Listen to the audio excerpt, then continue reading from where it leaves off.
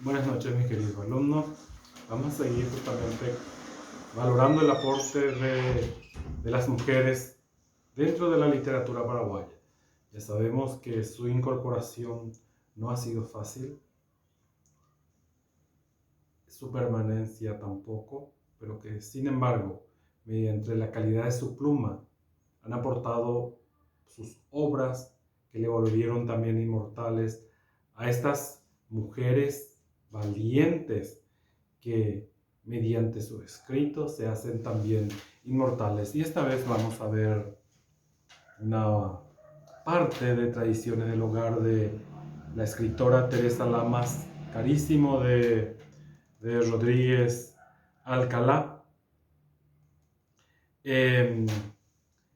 Vamos a ver justamente un relato que forma parte de su obra Tradiciones del Hogar, que viene a ser como un rosario de perlas, como dicen muchos, recogido de su propia tierra.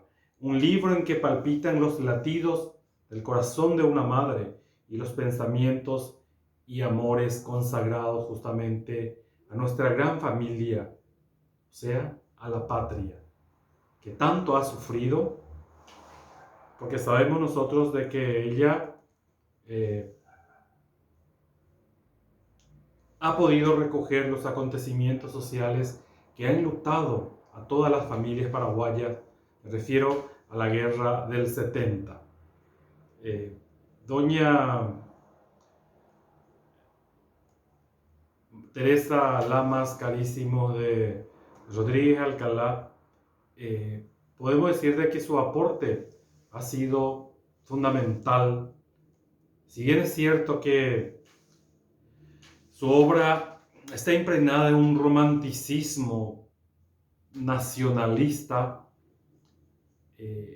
estamos ante un acontecimiento histórico, considerando de que ella misma se inspira en lo que ha sido el Paraguay de aquella época.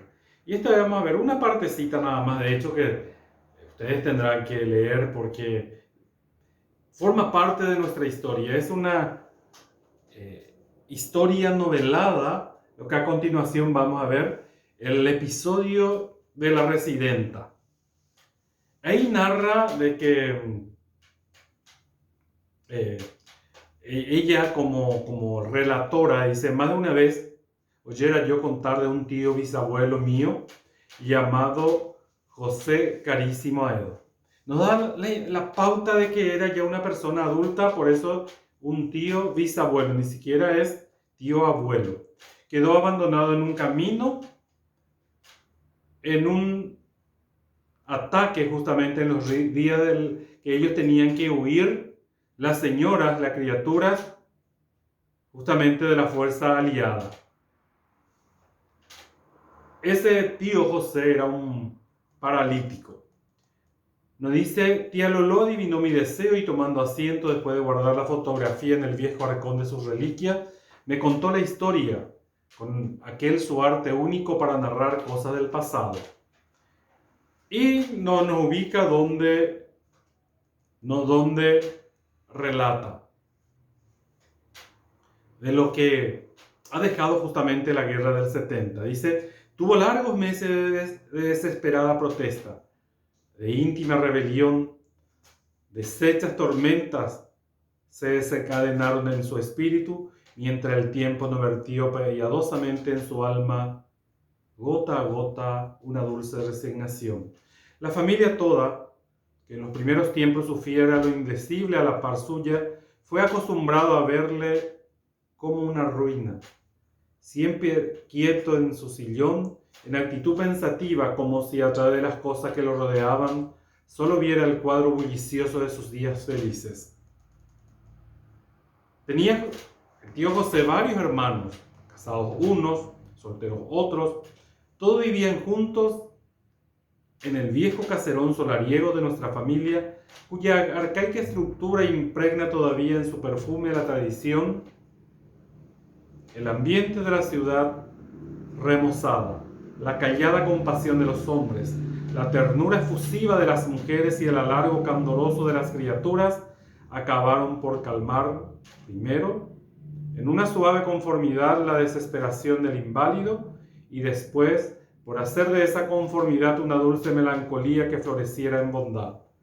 Amaba y atraía así a los niños, sus sobrinos. Estamos hablando justamente de aquel paralítico del tío José. Yo, que era la menor de sus sobrinas, sentía por tío José un cariño inmenso. Rara vez lo dejaba solo. Muchos años pasaron y yo formándome poco a poco en una señorita, y aquella ternura por tío José, que fuera un instinto en mí, se hizo aún más grande y solícita cuando la reflexión me permitió medir la ternura de las desgracias del inválido. Y sigue narrando justamente lo del tío José. En eso estalló la guerra, la terrible guerra contra 3 naciones, que como un torrente de lava asoló nuestro hermoso territorio. Del viejo caserón solariego salieron unos tras otros, todos los hombres para ir a ocupar sus puestos en los improvisados batallones. Partieron primero los mayores, pasaron los años y los menores, ya suficientemente fuerte para empuñar las armas, partieron también. Ninguno regresó. Perico, Bernardo y Mariano cayeron en Estero Bellaco. Adriano, Pancho y Luis seguían en pos de la bandera, la vía crucis sublime de la patria. Una ráfaga de pesadilla sacudió al enfermo clavado en su sillón al tener esas noticias. Sombra de duelo y de angustia entenebrecieron nuestra casa. Pasábamos los días llorando, nos cuenta. Un día, ha pasado muchos años, pero lo tengo presente cual si fuera ayer, cundió como un rayo por la ciudad la orden de abandonarla. Era que se temía su ocupación por el enemigo. Aprisa empaquetamos las cosas más fáciles de llevar y necesarias para iniciar aquel dramático éxodo de la patria misma en pos de la bandera que la derrota empujaba hacia las más lejanas soledades. La residenta iba a comenzar sin que supiéramos dónde ni cuándo terminará. Ya estaba todo listo para dejar la casa. Todos tenían que abandonar. Estaba el tío José, el inválido. No sabían cómo hacer para trasladarlo. Entonces consiguieron una carretilla de mano. Y una mañana muy bella de nuestra desolación volvía muy triste y sombría. Un grupo de mujeres y criaturas abandonaba el viejo caserón de la calle de la Ribera y emprendía la más sublime peregrinación del patriotismo. Toda la ciudad tenía un aspecto de animación extraordinaria, pero una animación hecha de azoramiento. Las puertas de las casas se cerraban una tras otras para no volver a abrir por mano de sus dueños, quién sabe hasta cuándo. Muchos nunca. O sea que esto forma parte de nuestra historia, los que sufrieron justamente nuestros antepasados con la guerra, y sigue el relato de cómo iba sin saber dónde, ¿verdad?, ese grupo de mujeres, del inválido y de niños.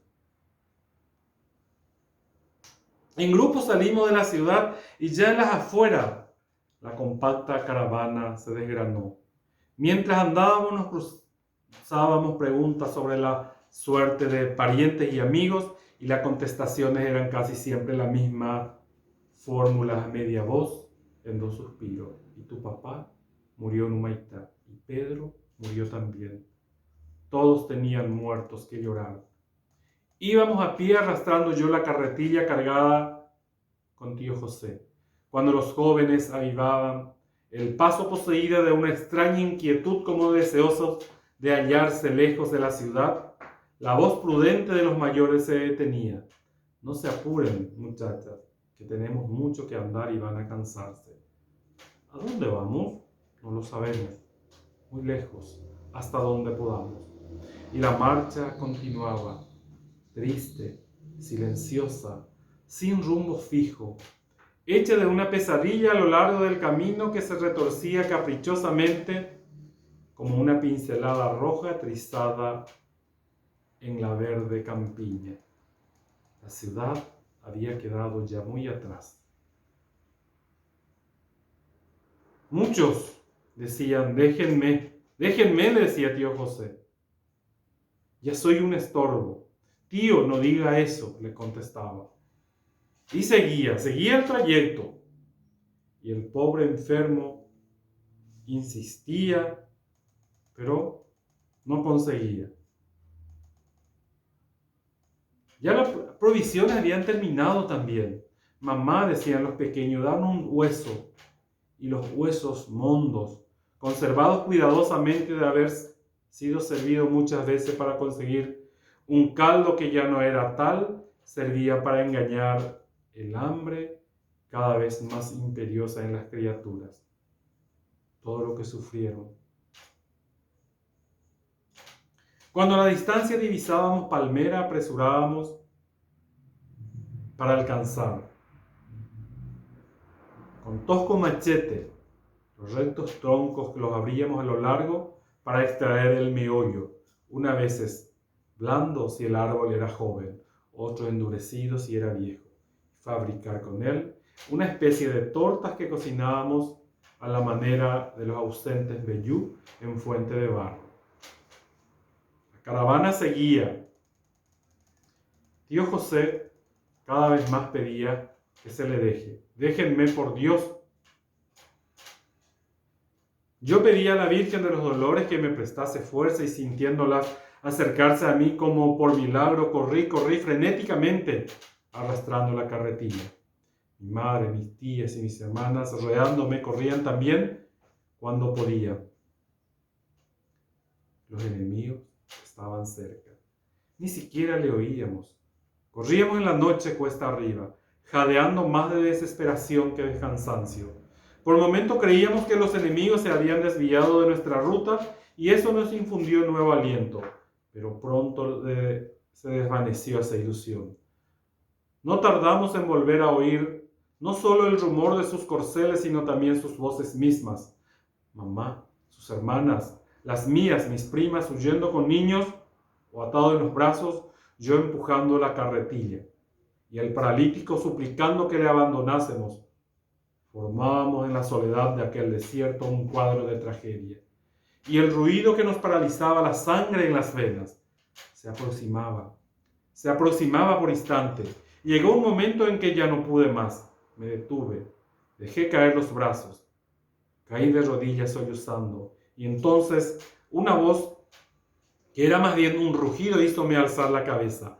Era tío José que por milagro de su voluntad tendía hacia mí los brazos y me gritaba: Lola, déjame, te lo mando, lo quiero, lo exijo, sálvense ustedes, corran, púltense en aquel monte, pronto que ya vienen.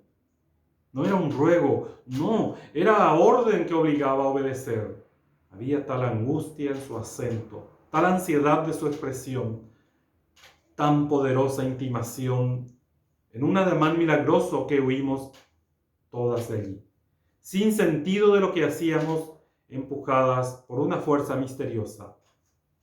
Huimos como locas, temblando no tanto por nuestra vida, cuanto por algo infinitamente peor que el enfermo nos hicieran adivinar con su angustia. Huimos dejando abandonado en el camino al tío José. Una parte de los que sufrieron, ¿verdad? Estas mujeres, ancianos y niños que tuvieron que dejar su casa, su ciudad, para buscar justamente salvar su vida. ¿Hacia dónde iba? Bueno, la invito justamente a que lean todo el relato, que de hecho, como le digo, es una novela histórica de carácter romántica que le va a llenar justamente de realidades vividas por nuestra gente. Más allá de las actividades que ya están en la plataforma, yo sé que van a aprender muchísimo, se van a deleitar muchísimo, van a enriquecer su cultura con esta obra tan maravillosa, tan nuestra y que nos da identidad a todos. Así es que cualquier cosa, estamos a las órdenes.